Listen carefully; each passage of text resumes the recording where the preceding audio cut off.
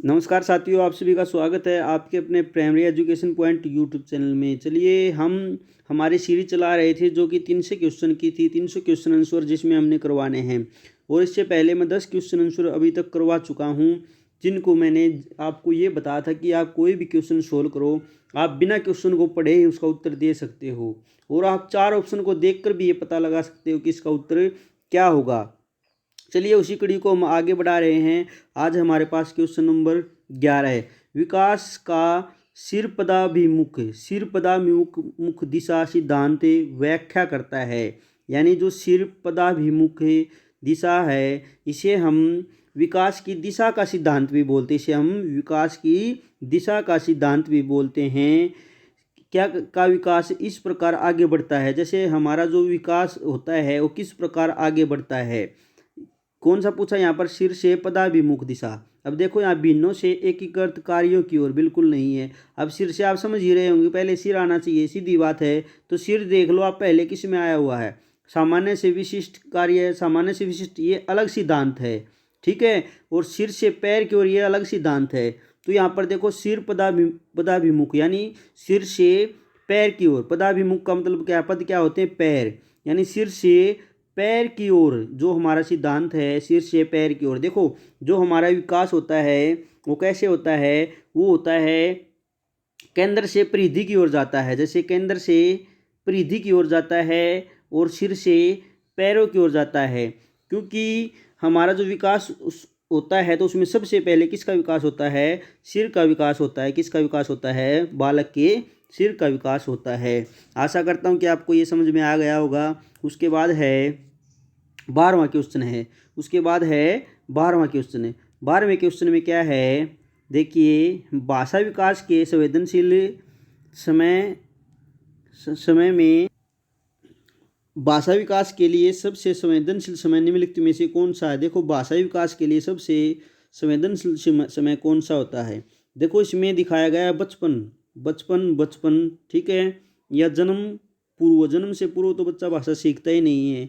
वयस्क अवस्था, ठीक है, वयस्क अवस्था। देखो यहाँ पर देखो, जो हमारा जो ईबी हरलोक था, उसने जो ये बताई थी कि ईबी हरलोक ने बाल विकास की विभिन्न अवस्थाएं बताई थी, उसमें उसने बचपनावस्था का जिक्र किया था। कौन सी अवस्था का जिक्र किया था, बचपनावस्था का जिक्र किया था।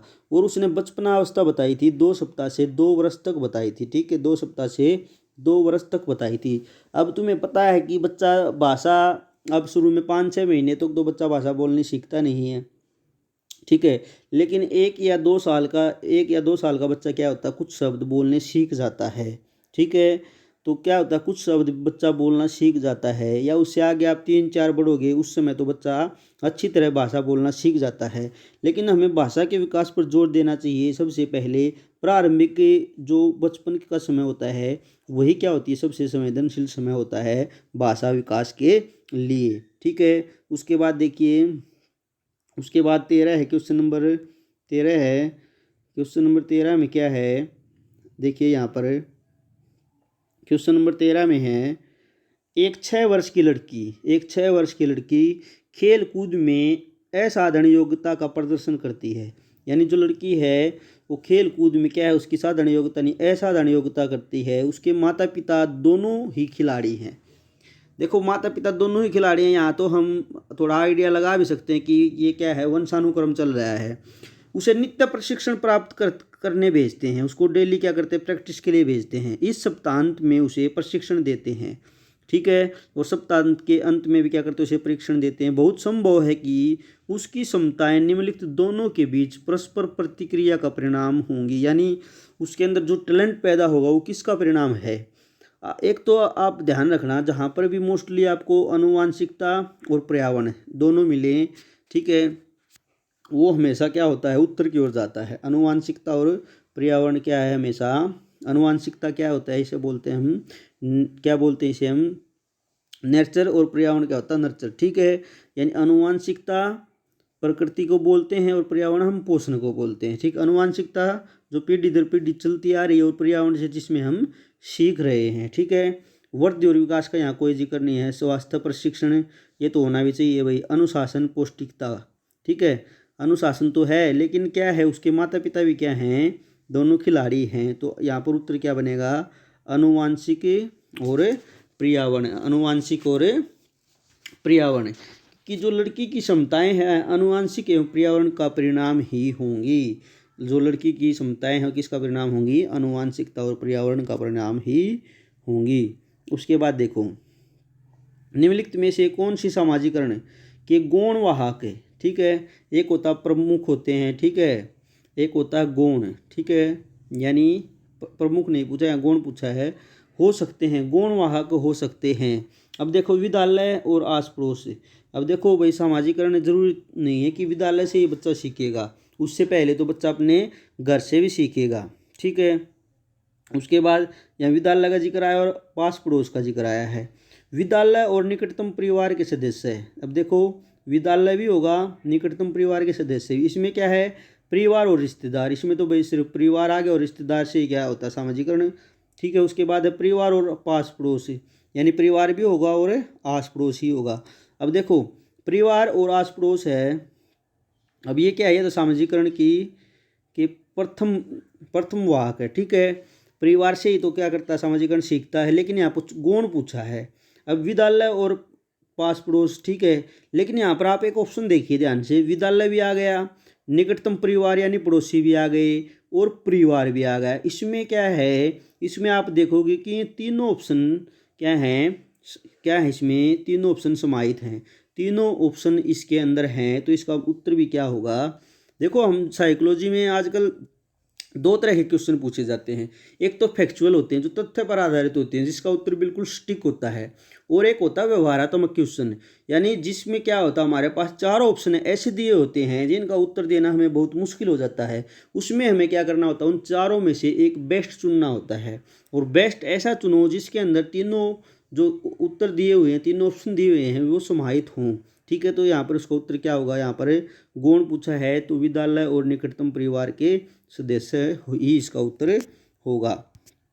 उसके बाद है पांचवा है, देखिए लेव वाइगोत्स्की के अनुसार संज्ञानात्मक विकास का मूल कारण क्या है। अब संज्ञानात्मक विकास का सिद्धांत तो किसने दिया था, जीन पियाजे ने दिया था, किसने दिया था, जीन पियाजे ने दिया था, लेकिन उसके ऊपर जो प्रतिक्रिया दी थी वो दी थी लेव वाइगोत्स्की ने, और लेव वाइगोत्स्की ने जो उदाहरण दिया था, जो विकास का सिद्धांत दिया था वो दिया था सामाजिक विकास का सिद्धांत।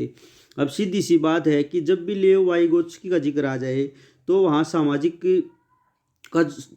सामाजिक विकास यानी सामाजिकता का जिक्र जरूर आएगा, क्योंकि जो वाइगोत्स्की थे उन्होंने कहा था कि बच्चा है ना, जो बच्चों के सामाजिक विकास पर अपने विचार प्रकट किए करने के लिए उसकी क्या बात बताई थी उन्होंने, व्यक्ति और उसके वातावरण के बीच पारंपरिक या पारस्परिक अंतःक्रिया का परिणाम है। उन्होंने बताया था, उन्होंने क्या बताया था कि जो सामाजिक विकास का सिद्धांत के ऊपर उन्होंने लिखा था कि उनके अनुसार सामाजिक विकास व्यक्ति और उसके वातावरण के बीच पारस्परिक अंतःक्रिया का परिणाम ही है, ठीक है। इसलिए उसने बताया था कि जो संज्ञानात्मक विकास है वो सामाजिक अन्योन्य क्रिया के बगैर बिल्कुल भी बच्चे के अंदर नहीं हो सकता है, ठीक है। उन्होंने कहा था कि संज्ञानात्मक विकास जब तक बच्चे के अंदर नहीं होगा जब तक उसके अंदर सामाजिकता पैदा नहीं होगी, ठीक है। जब तक बच्चा समाज में ठीक ढंग से अपने परिवेश में नहीं रहेगा तो बच्चे का संज्ञानात्मक विकास नहीं हो पाएगा, ठीक है। लेव वाइगोत्स्की ने जो जीन पियाजे ने जो संज्ञानात्मक विकास का सिद्धांत दिया था उसके ऊपर ये बात कही थी, तो इसका उत्तर क्या होगा, इसका उत्तर होगा सामाजिक अन्योन्य क्रिया, ठीक है। उसके बाद है यहाँ पर देखिए, किसी बच्चे का दिया गया विशिष्ट उत्तर, कोलबर्ग ने नैतिक विकास का सिद्धांत दिया था, तर्क के सोपानों के विषय वस्तु के किस सोपान के अंतर्गत आएगा, ठीक है। अब किसी बच्चे का दिया गया विशिष्ट उत्तर कोलबर्ग के किस नैतिक तर्क के सोपानों के विषय वस्तु के किस सोपान के अंतर्गत आएगा। सबसे पहले यहाँ पर देखिए प्रश्न क्या है, यदि आप ईमानदार हैं तो आपके माता पिता आप पर गर्व करेंगे, इसलिए आपको ईमानदार रहना चाहिए। देखो यदि आप ईमानदार हैं तो आपके माता पिता आप पर गर्व करेंगे, इसलिए आपको ईमानदार रहना चाहिए। देखिए सबसे पहले है सामाजिक संकुचन अनुकूलन, ठीक है, सामाजिक संकुचन अनुकूलन। उसके बाद है, अब देखिए सामाजिक संकुचन अनुकूलन है। अब कोहलबर्ग ने परंपरागत सत्र 3 सत्र बताए थे, ठीक है।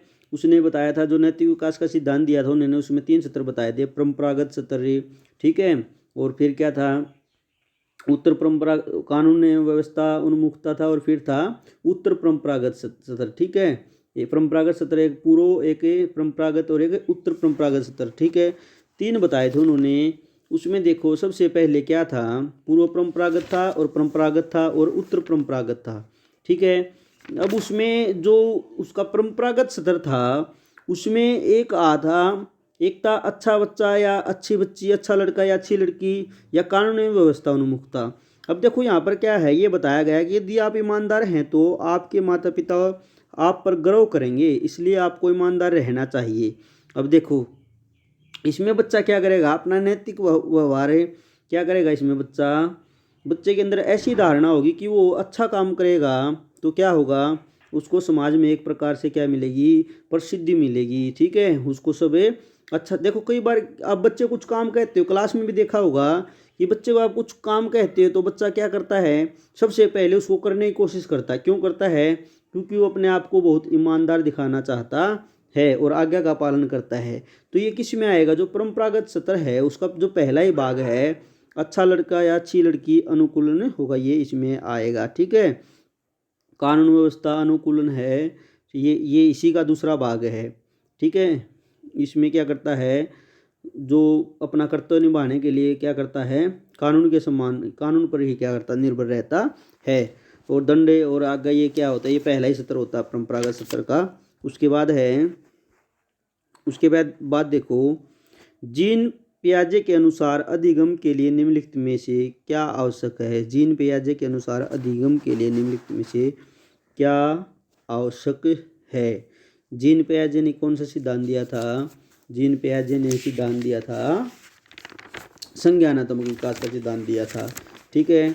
उसके बारे में देखो उन्होंने क्या कहा था, उन्होंने देखो वयस्कों के व्यवहार का अवलोकन, ठीक है। व्यवहारवादी कौन थे, वाटसन थे।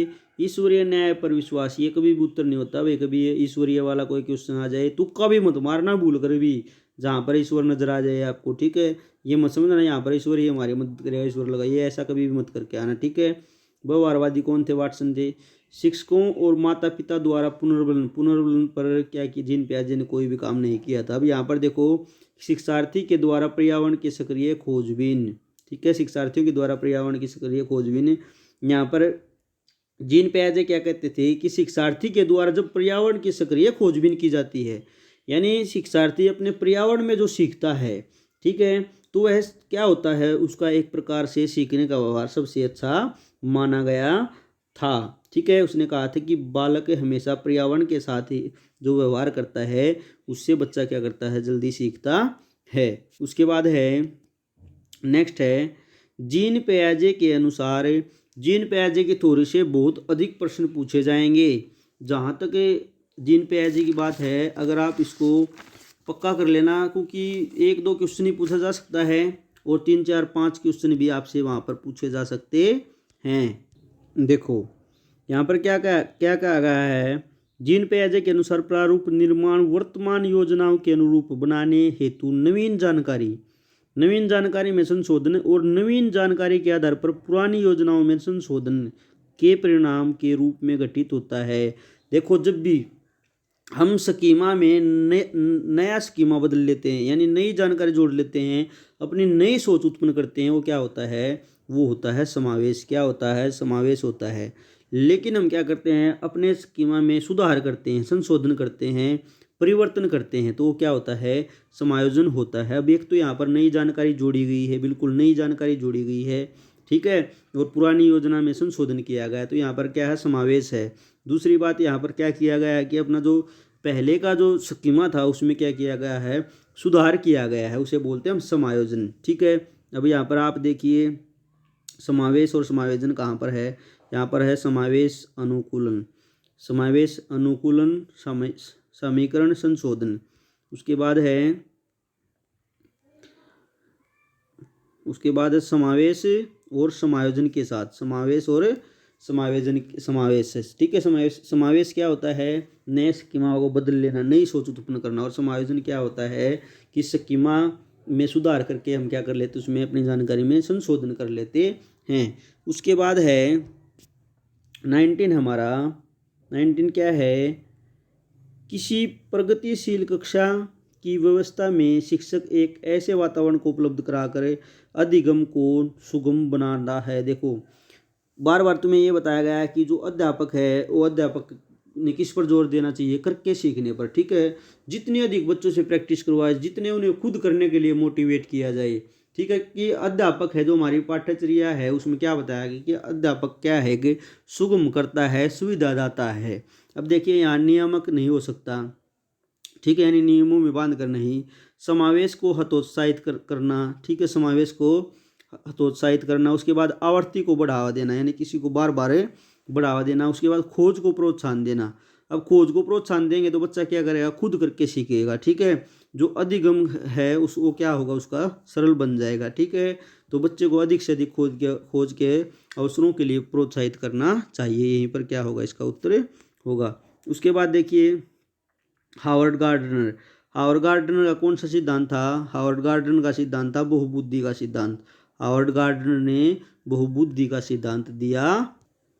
उन्होंने बुद्धि 9 प्रकार की बताई थी, हावर्ड गार्डनर ने बुद्धि 9 प्रकार की बताई थी। कौन कौन सी बताई थी, भाषाई बुद्धि, स्थानिक बुद्धि, तार्किक गणितीय बुद्धि, शारीरिक गतिज बुद्धि, या फिर संगीत बुद्धि, व्यक्तिगत आत्मन विधि, व्यक्तिगत अन्य बुद्धि, प्रकृतिवादी बुद्धि और अस्तित्ववादी बुद्धि, ठीक है। हावर्ड गार्डनर ने 9 प्रकार की बुद्धि बताई थी।